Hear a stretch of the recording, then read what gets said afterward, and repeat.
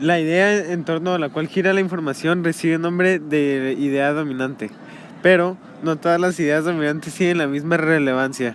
Habrá pues que diferenciar entre ideas principales e ideas secundarias. Las ideas principales son ideas que expresan una información básica para el desarrollo del tema que se trata. Por ejemplo, en la fábula La liebre y la tortuga, la idea principal es: una liebre desafió a una tortuga a correr una carrera. La tortuga aceptó con la condición de que le diera alguna ventaja y la liebre.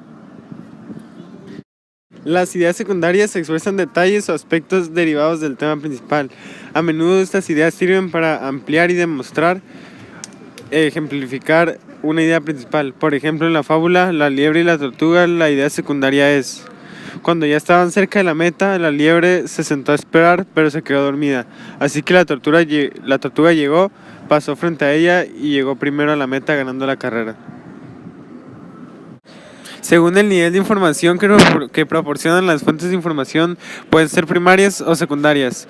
Las fuentes primarias contienen información nueva y original, resultado de un trabajo intelectual.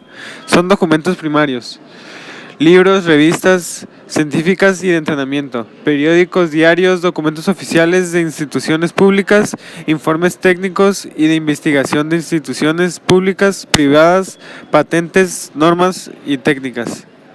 Las fuentes secundarias contienen información organizada y elaborada, producto de análisis, extracción o reorganización que refiere a documentos primarios originales.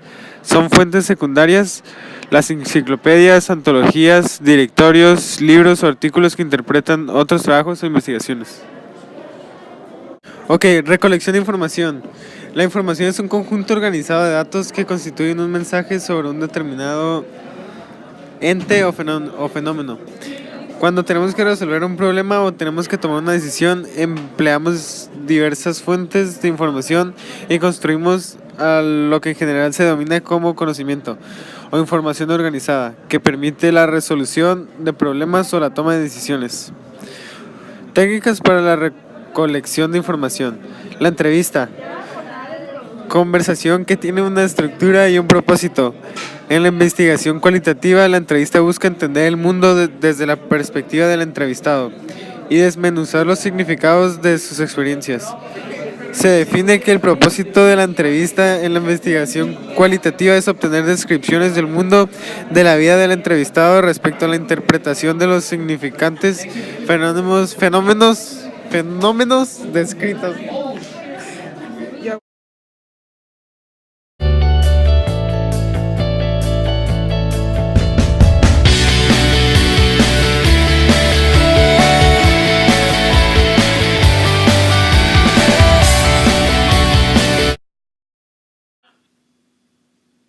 El segundo parcial, aparte de haber hecho las citas de en formato APA, MLA y Chicago, pasamos posteriormente a reutilizar las fichas porque nos sobraba espacio y colocar ahora en esta ocasión las referencias en Chicago, MLA y APA. Nos centramos principalmente en Chicago debido a que era más difícil y era más complicado la manera en que se hacía esta. MLA y APA eran relativamente fáciles, aunque MLA realmente sí era demasiado fácil. En los productos también tuvimos que hacer otro video, pero en esta ocasión sobre cómo referenciar en formato MLA o Chicago o APA. Todo dependía de lo que nos quisiéramos hablar y nada más era hacer un video sobre eso. También tuvimos que hacer, en productos tuvimos que hacer una guía interactiva de citas y otra guía interactiva de referencias. La guía interactiva podría haber sido como un juego, algún cuestionario o algo que facilitara el conocimiento o el aprendizaje de estos. De tal manera, en el último producto tuvimos que hacer un video tutorial sobre cómo referenciar. Esto fue también muy fácil debido a que nomás utilizábamos nuestras fichas para poder comenzar a referenciar o dar información acerca de los temas que nos habían explicado anteriormente, lo cual era lo que era muy fácil y no era demasiado complicado, nada más era explicar cómo es que se llevaba a cabo cada tipo de referencia y cómo era el proceso para llenarlas. Creo yo que el producto más difícil fue el catálogo de fuentes de información, debido a que teníamos que aclarar cuáles eran las fuentes primarias, secundarias y terciarias y cómo es que estas se transformaban dependiendo del tipo de fuente que utilizábamos. Porque como una revista puede ser una fuente primaria o una fuente secundaria dependiendo de cómo es que lo estamos utilizando. Porque una revista se puede basar en documentos anteriores y los documentos escritos pueden ser fuentes primarias. Tal es el caso como una entrevista que también es una fuente primaria. El caso es que este producto fue en sí uno de los más, no más complicados, pero de mayor dificultad, porque era más difícil el explicar cómo es que era cada tipo de fuente de información y cómo es que se basaba y se reconocía si era primaria, secundaria o terciaria. En sí, los productos estuvieron fáciles y no fue tan complicado como parece.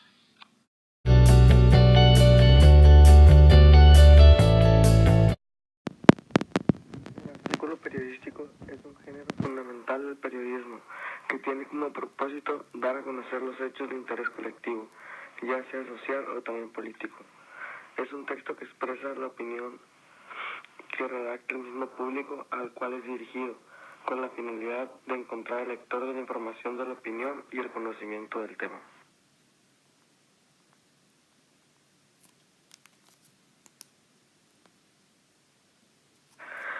El habla de un artículo periodístico es sencillo, ya que no necesita que se explique a profundidad, sino que se exponga bien desde un punto de vista hacia los demás, como con fines de buscar su opinión sobre el tema. No se necesita un vocabulario especializado ni preciso, sino algo que sea como más cotidiano, más común y evidente, con sentido y que abra y aclare las dudas que tienen los lectores. Tampoco se requiere tener un nivel de argumentación muy largo, sino algo que abra las puertas de la imaginación de los lectores a seguir buscando información. A continuación les explicaremos cómo se elabora un ensayo. Un ensayo está formado por 3 partes: la introducción, el desarrollo y la conclusión. La introducción es la presentación del tema, por lo tanto asegúrate de que sea interesante, atractivo y que llame la atención del lector para querer seguir leyendo el resto del ensayo. Solo ten en mente que debe ser breve. Puedes incluir un hecho interesante o incluso una pregunta cultivadora, una cita relevante del texto que analizarás, que sea el punto de clave del desarrollo del ensayo. Debes desarrollar el tema de tu ensayo, escribir el contenido. En esta parte puedes integrar referencias documentales. Puedes proporcionar declaraciones convincentes y bien fundamentadas sobre lo que argumentes. Esta parte casi siempre se comprende por 3 párrafos, de buen tamaño por lo menos. Esto depende mucho del tema que escoges. Es bueno que utilices los términos literarios. Esto ayudará a darle como el toque que le dirá al lector que el autor es una persona bien informada, que sabe de lo que está hablando. Tienes que terminar tu ensayo con una conclusión muy firme. En la conclusión se cierra el tema, se mencionan los puntos más importantes del desarrollo y se da la solución a la pregunta planteada en la introducción, obviamente si escribiste una, y proporciona evidencias que apoyen tus conclusiones. No tienes que olvidar incluir las referencias de las fuentes utilizadas. Tienes que registrar los libros, páginas web que hayas utilizado para escribir tu ensayo. Debes citar apropiadamente todas las referencias.